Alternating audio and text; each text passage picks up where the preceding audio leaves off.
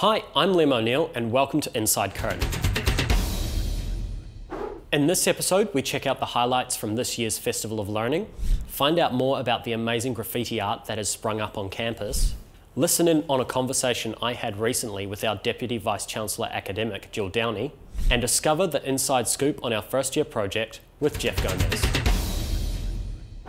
Now in its third year, the Curtin Festival of Learning has gone from strength to strength, showcasing our innovation and allowing everyone to discover new and better ways to learn and teach.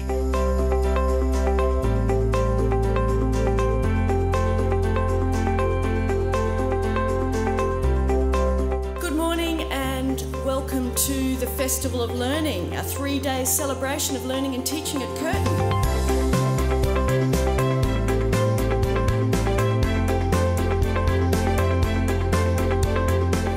Very much for attending this morning, and I hope you really enjoyed the event over the next few days.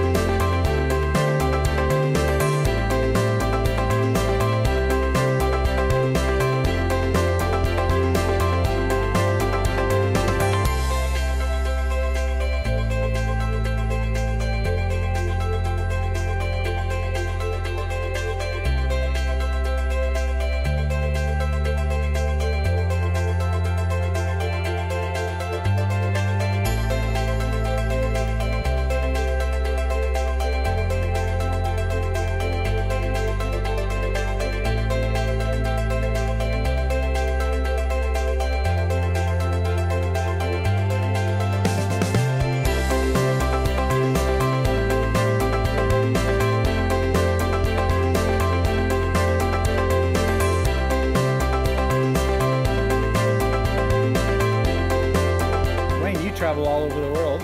What do you think of what you're seeing here today? I have to say, in my work in open education, I do have the privilege of visiting many institutions around the world, and I have to say Curtin University, in terms of your teaching and learning innovation, is way ahead of most of what I've seen out there.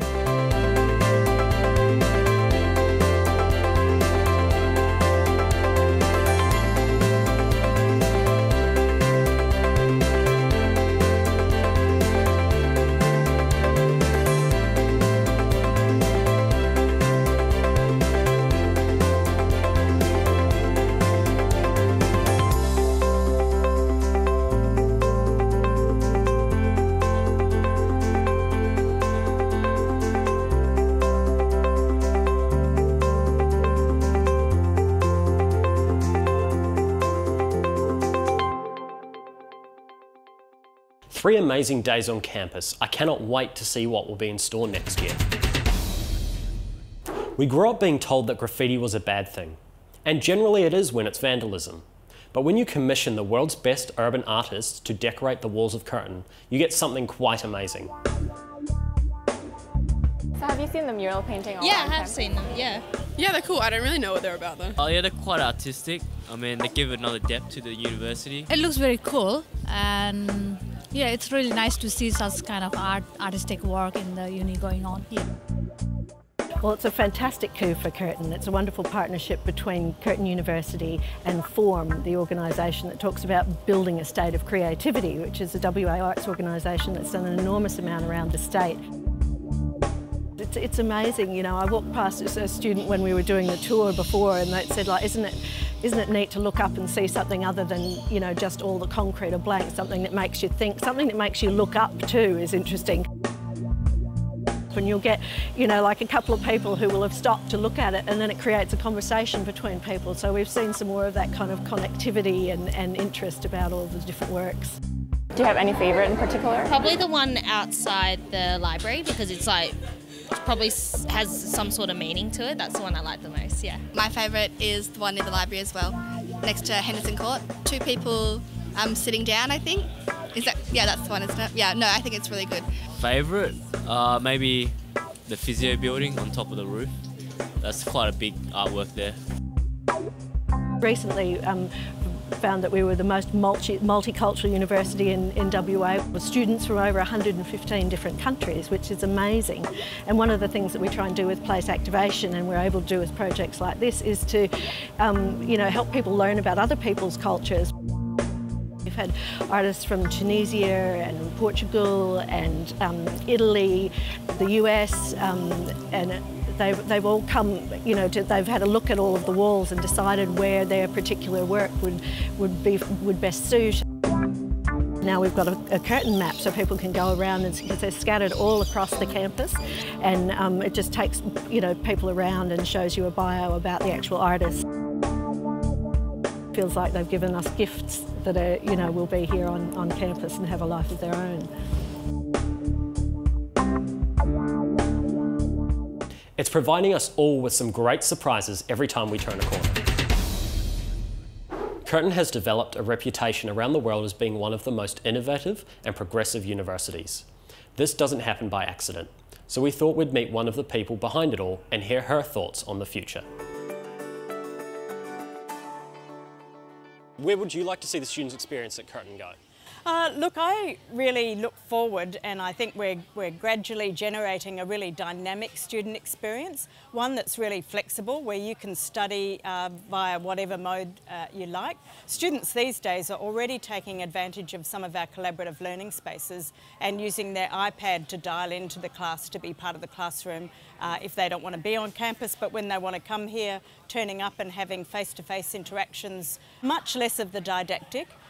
Really moving away from the lectures, because there's a lot of ways now that you can get information with the internet, and lots of ways that we can disseminate information via mini videos or podcasts or other interactive activities. So it's really about a student experience that suits the student no matter where they are, no matter how they want to study, no matter when they want to study. So I'm really keen to see much more flexibility.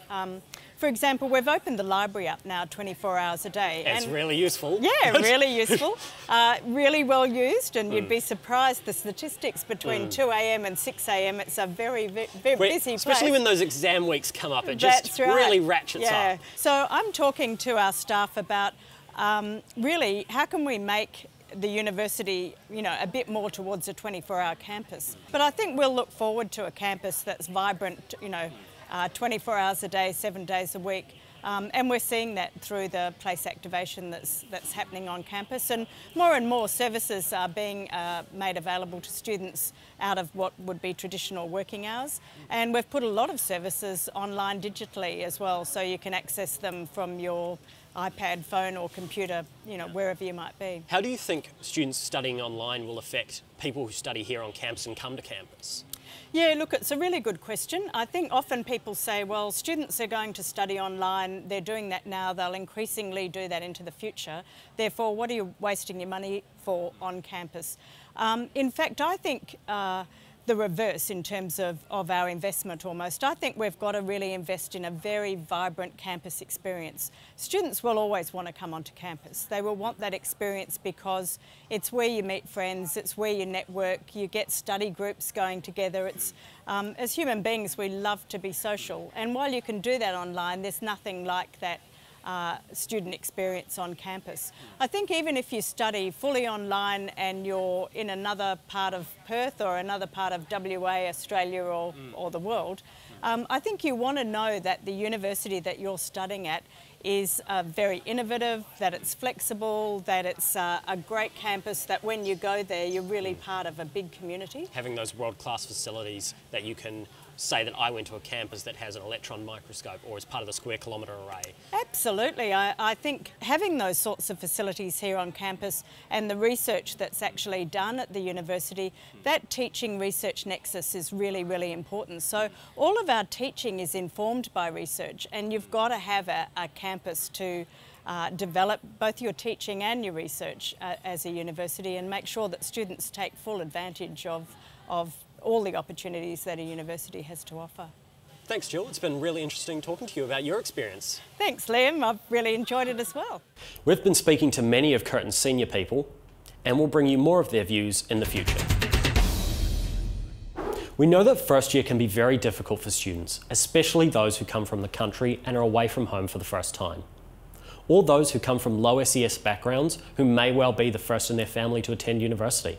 We wanted to find out what we could do to help, which is why we've launched the First Year Experience Project. The overall objective of the First Year Student Experience Project is about building stronger relationships and connections between Curtin and its new students, and between new students and other students, so that they feel like they can ask for help at any time and they quickly access the resources that they need, but also that they feel at home on campus and online, that they feel like Curtin is their second family. I'm an intern currently, so pretty much my role is just collecting students' stories and just talking to them, following up on stories. Having students involved I see as really key, and we've got 2 formal interns on the project. We did an interactive survey that allowed students to not only record their feelings and their emotions throughout their year and stuff, but to also use emotions and pictures and voice recordings, video recordings if they want. Students bring the very real experience and knowledge of just coming through first year. So it's first-hand language, first-hand ideas. My background is a significant part of why I was involved, simply because I'm able to communicate and relate and engage with students on that level because I've been through that. I know what it's like to struggle through university and not have an idea of what the system's like, financial difficulties, all the different things that were shown in our research that we conducted. So yeah, I definitely have to say that it had a massive part because it made me relatable to them. Well, we're working with the PR and transmedia storytelling students who are second year in the Curtin Business School. Those students will be helping us to develop a strategy and an actual orientation program for new to Curtin students. That's it for this episode of Inside Curtin. If you'd like to find out more about anything you've seen, you can do so by visiting the Learning for Tomorrow website at curtin.edu.au. Thanks for watching. Catch you next time.